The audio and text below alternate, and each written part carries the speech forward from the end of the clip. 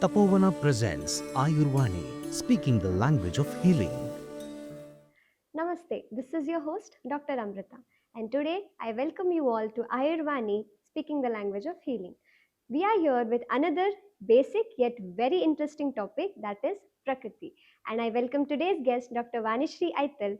So, without delaying much, directly jumping into the topic, I would go with the very basic question: what is Prakriti? Yes, Dr. Amrita.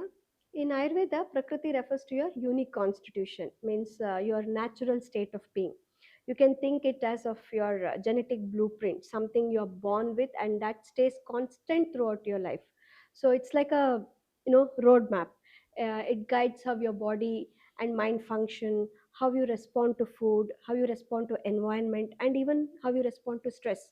So knowing your Prakriti, you can help make choices that you can keep yourself in balance and also prevent diseases. So, is it like, ma'am, everybody have the same Prakriti, or does it differ from one person to another? See, like traditionally, Ayurveda explains Prakriti to three main doshas, that's Vata, Pitta, and Kapha. So each of us have all these three, but in different proportions. Based on which dosha is dominant, your Prakriti can be grossly classified into three major groups: Vata dominant one, Pitta dominant, or Kapha dominant. Sometimes, two doshas may be equally strong, and it creates a dual constitution. Okay, so now that we have used words like roadmap, genetic constituents to describe Prakriti, our audience would love to know why is it so much important to know about Prakriti? Yes, see, there are a lot of importance about Prakriti. One is deciding treatments. For a doctor use Prakriti to customize the diet, medicine, and also the therapies. A treatment which is perfect for Vata type, it will not suit for a Kapha type. And also some of the predicting diseases, like knowing your Prakriti shows what disorders you are prone to. For example, Vata type may face, joint pains, anxiety, dryness of the skin. Pitta type of persons may often struggle with acidity, skin rashes, or high irritability. Kapha type of persons may face obesity, diabetes, or some of the respiratory issues. Okay. So in that case, doctor, can we consider it is only important for physician to know the Prakriti of the person, or is it important for everybody, common man also to know No, the it's a kind of lifestyle guidance for each and everyone. So your sleep, your exercise, and even climate preference vary by Prakriti. Also, you can take examples of metabolic rates. For example, see Vata Prakriti. Usually, persons with Vata Prakriti have irregular appetite and they have variable metabolism. Sometimes fast, sometimes it's very slow. If you just see on Pitta Prakriti persons, they have very strong, metabolism. metabolism and often feeling hungry very quickly. But when you compare it with Kapha Prakriti, they have very slow metabolism and steady appetite, and they also tend to gain weight easily. So even something as simple as choosing food depends on your Prakriti. So in that case, doctor, it's for the even for the doctor who's consulting, in the consultation also depends upon the Prakriti of the person sitting in front of the doctor. Sure, we have a beautiful quote in Yoga Ratnakara. He says that for Kapha persons, they're already a little bit lazy. So you need a lot of motivation for them. You need to push them. You have to treat them little harshly to do any work or, to respond for a situation. Same as in case of Vata persons, they're already very active. So we need to really calm them down. And in Prakriti of Pitta or Pitta Prakriti persons, you see, they're very aggressive, so you really need to give a positive motivation to them and balance. So he has really written nicely, and we'll come to know what kind of personality is with us. Like, you come to know how we have to interact with them. If he is a Kapha Prakriti, then how we have to interact with them. If he is a Pitta Prakriti person, so how we have to cool them down, calm them down. So all these, by knowing their Prakriti, we can interact with them in our own way. We know how we judge them, like how they are and how we should interact. Yeah. Okay, so that gives a direct hint to our audience. So because everybody has to know the Prakriti of the opposite person you are dealing with, that helps in daily relations also, your family members, everybody. So make sure everybody know about the Prakriti of your person you're with. Yes, So now that we have completed about the importance of the Prakriti, can you give us a detailed explanation about the physiological mental traits of each Prakriti? Yeah, sure, doctor. Vata is dominated by air and space, which means movement and variability. So you can see the physiological traits like Vata. People with Vata Prakriti are usually thin with prominent veins and little dry skin, and their appetite and digestion are irregular, sometimes very strong, sometimes very weak. They often have light sleep and are very sensitive to cold weather. When you consider the mental traits of a Vata person, they are quick thinkers, highly creative and imaginative. But they can also be restless, anxious, and forgetful when they are out of balance. For example, you can imagine a friend who loves new ideas, can sketch, write, or innovate quickly, but often forget where they kept their keys. That's the classic Vata energy. So when you come to Pitta Prakriti, Pitta is governed by fire and water, representing transformation and intensity. So you can see the physical traits in a Pitta person, such as they are mediumly built, warm body temperature, and a strong digestive fire. So they feel hungry at regular times and cannot easily skip the meals. They're more prone to acne, acidity, sometimes skin rashes. Mental traits, you can say that they're very sharp, logical, and they're very ambitious. So we can say that they're a good decision makers and leaders, but can also be a bit impatient or short tempered when they are out of balance. You can say that a person who is very disciplined, competitive, always hungry on time, and gets irritated if things don't go their way, then it's Pitta Prakriti in action. When you come to Kapha Prakriti, Kapha is a combination of earth and water, symbolizing stability and strength. So you can see the physical traits such as usually they have sturdy body, smooth skin, and thick hair.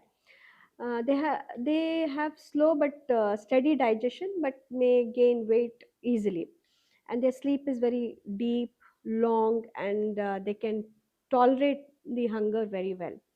When it comes to mental traits, mentally kapha types of people are calm. They are very compassionate and forgiving. They learn little slowly, but they have an excellent long term memory.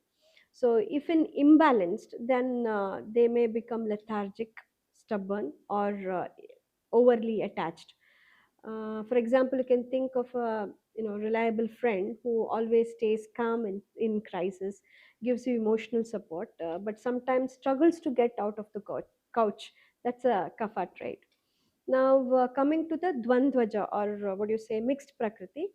Many people do not have a single dominant dosha, but they have in combination. That's called as dvandvaja prakriti.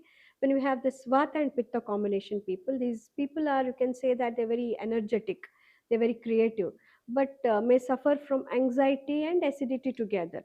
You know, for example, someone who works passionately on a project, but he burns out quickly. So we can say that he's a vata pitta combination person. Then comes Pitta Kapha.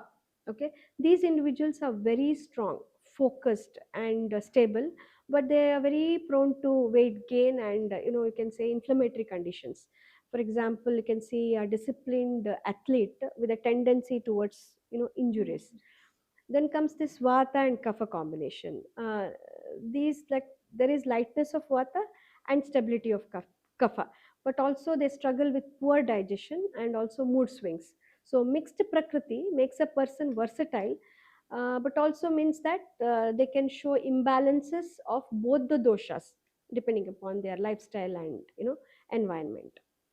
So that was beautifully put into words, ma'am. So if we have to summarize, then Vata Prakriti brings creativity and quickness, but also a little instability. And whereas coming to Pitta Prakriti, it offers sharpness and determination, but with the risk of anger and heat.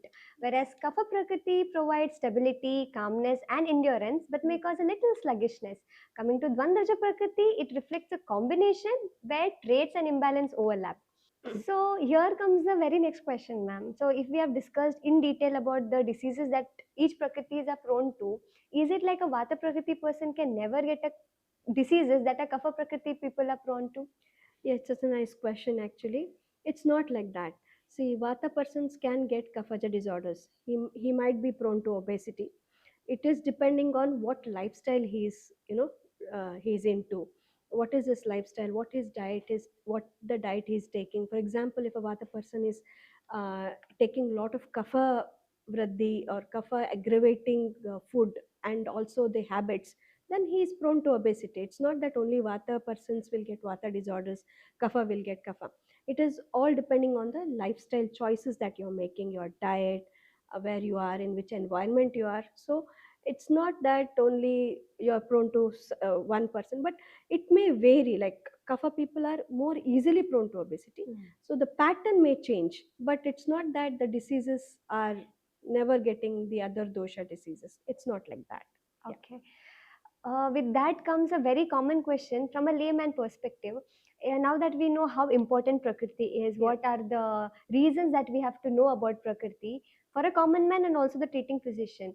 And we have seen a lot of websites which offers assessment of your Prakriti, where Yes. we get a list of Yes. qualities and we have to tick it, and at the end it gives us the result whether you're Vata Prakriti, Pitta Prakriti, Kapha Correct. Prakriti. Correct. So, as an expert in the same field, I would want you to put some light on it. Yeah. How safe it is Yeah. to for a common man to go on such websites and check for his Prakriti Yes. assessment. So it's nice to know that there is a lot of awareness about Ayurveda, what Prakriti is, and everything. But there is always a risk of confusion.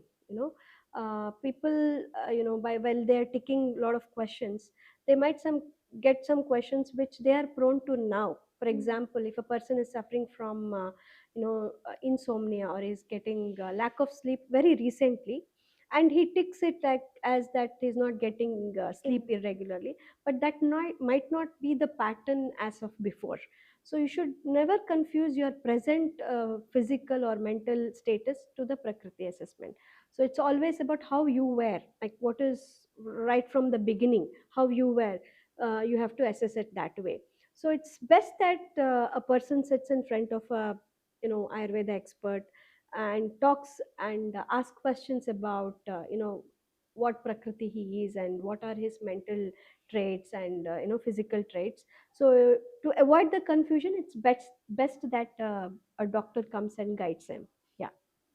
Now that we know why the Prakriti is important, why do we have to know Prakriti, and what effect does it have on us? So it becomes very important for each and every one of us to know what Prakriti we are into. But everyone, please make sure to have an expert advice before you make sure that you go for an Prakriti assessment. And not to forget, Prakriti, even though it's constant, but it may vary because of the factors like Ahara, Desha, and Vaya. That is your food habits, and habitat that you are into, and your age.